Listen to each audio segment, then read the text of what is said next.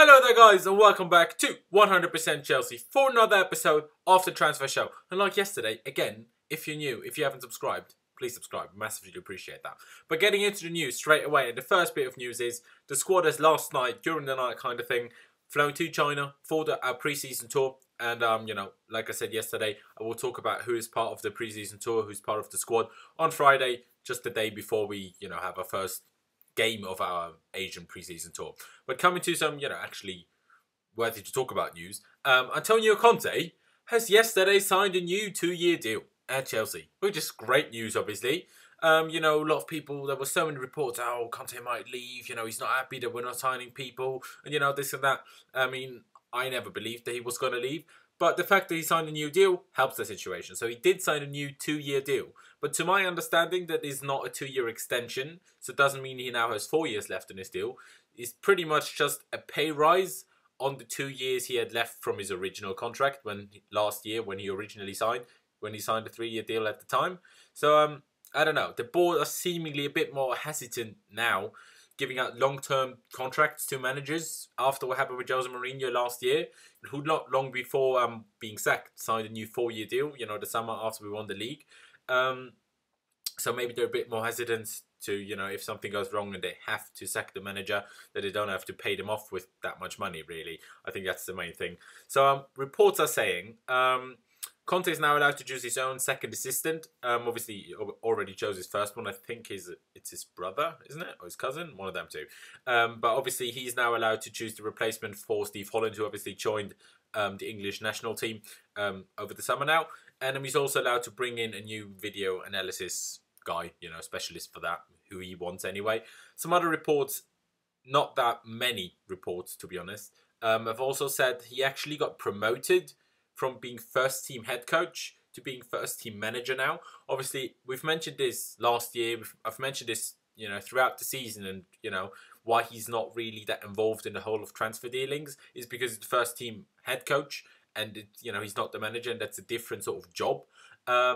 I doubt that it's actually true that he got promoted to first team manager, because I don't know. I don't think the board want that anymore.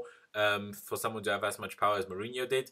They didn't really give Mourinho who he wanted, otherwise why would we have signed Gilaboggi?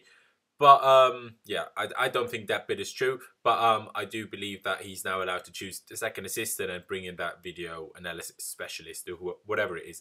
But yeah, obviously, leave me your thoughts. Are you happy that Antonio Conte signed a new deal? And coming to the next bit of news. And I'm already fuming again. I was fuming already yesterday, but now I'm fuming again. Reports have come out that Manchester City and Real Madrid have agreed a deal for Danilo. Yeah, that Danilo, the right-back guy who we were apparently meant to sign, who we were apparently being, really close to agreeing a deal with. Well, now, apparently that's not happening anymore. I don't know if Danilo has actually agreed personal terms with Manchester City as well yet, which apparently we have done with him, so I don't know. Last week, reports came out that Madrid were asking £30 million for Danilo, and we wouldn't go any higher than £28 million. Then a couple of days ago, I read, not that reliable sources though, or not that many sources as well, said that they kind of lowered the price to 28 million. So I was like, well, that's going to go ahead then. We're going to have him over the next couple of days. And, reports were saying we're going to sign him before we leave on to China and stuff like that. Well, that didn't happen. And now, apparently, they've agreed to deal with him. And I don't know. Did we actually? Were we actually too stingy for around 1 or 2 million? Million. Not billion. We're talking million here. For Roman Abramovich, who's a fucking billionaire. And that's why we failed to get another target and got beat to a player that we wanted by another Manchester team. Are we being serious? 1 or 2 million? Like, a fucking cleaning lady earns more than that. For fuck's sake. Like, 1 or 2 million is nothing to Roman Abramovich. That's like 50 quid for normal people like us. I don't get it. Like, why are we stinging around like that? If we wanted him, if we do want him, fucking, at least match the Man City offer now. If he actually prefers to come to us. They just signed Kyle Walker. Why is he even going there? I don't get it. Why is he going there? He'll just sit on the bench there as well. I mean, I don't think he's a lot worse than Kyle Walker, but he's worse. He's cheaper. So they'll probably play Kyle Walker. So why is he doing that? I'm really confused by us fucking up, by Danilo apparently, being willing to go there. I don't know. it's ridiculous. It's absolutely ridiculous that we failed again. What are we doing? Like, yes, we have Moses there, so it's not as desperate as the striker situation where, well, actually it is. You know, we have Batshuayi there and we have Moses there. But we need players. You know, we have 15 or 16 first-team players right now. We can't fill up the whole squad with youth players, which we aren't going to use anyway. We're just going to sell next year, like Chalobah, like Aki, like, you know, sending them alone like Ruben, or like so many other players, you know, like Ola Aina. What's the point in having 16 first-team players? We can't even have a matchday squad plus a full bench of first-team players. What the fuck are we doing? We need players. We can't just be stingy over £1 or £2 million. It's too late for that. It's mid-July. Stop fuffing about. And now actually coming to better news. Great news. All my crying and all my moaning yesterday apparently helped. Because Alvaro Morata, yesterday said, how are we going to agree a deal if United couldn't? But apparently we have, or are very close to it. Reports from Spain have come out, as I said, that we're very, very close to agreeing a deal with him and for him. Apparently, the fee will be around £70.8 million, which would obviously by far be our most expensive signing and player ever.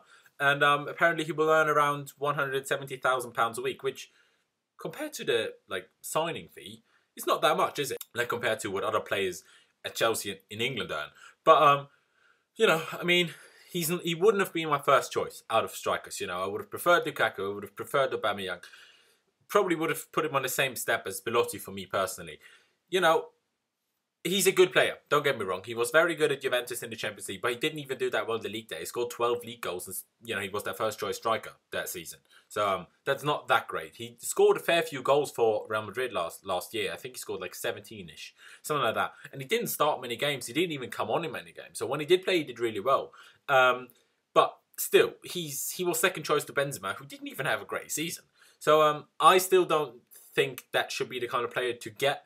But everyone else we failed on or isn't available. So better get Alvaro Morata, who's a good player, than no one. So I'm happy if we do sign him. But I kind of like, the angry bit in me is still like overshadowing the happy bit that we fucked up on another player, that we failed to get another player. You know, some people are saying, well, we can clearly just sign people if no one else wants them. No one else wanted Rudiger. No one else wanted Bakayoko. I mean, Mourinho kind of said they wanted Morata. Not sure on that, but we haven't signed him officially yet, so who knows? You know, United might come back in and just steal him as well. Who knows? But yeah, no, it is good if we actually manage to sign Morata because we need a striker. I said it yesterday, it is good.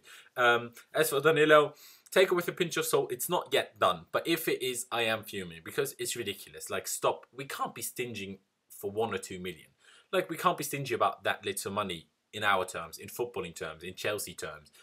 It's not a lot of money that we're stinging about, and that 1 or 2 million, you know, if signing an extra good player in a position could make so much more of a difference than 1 or 2 million in like where we finish in the league, because there's such a big difference between finishing, I don't know, 1st and 6th in the league, for example, in prize money and TV money. You know, there's such a big difference, so that 1 or 2 million could easily be, you know, coming back to us in prize money and stuff like that, just because we're having better players and more players in a position.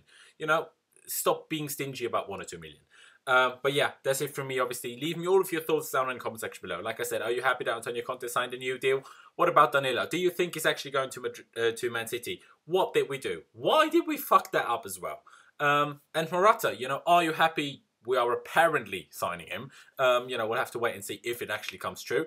You know, it sounds like there's just a few minor things to sort out now, and the rest is kind of agreed. So let's hope that's true, and let's hope we can get him as soon as possible so he can fly out to China and join the rest of the team on pre-season tour, so he can actually, you know, get to know the team and, you know, just get to know the other players, you know, Willian and those creative players, to get that bond and get that creativity and get that fluidness that we need up front to actually do well. Yeah, leave a like if you did enjoy the video. Subscribe if you haven't already. We massively appreciate that. Thank you guys for watching. Up the Chelsea, and I'll see you next time.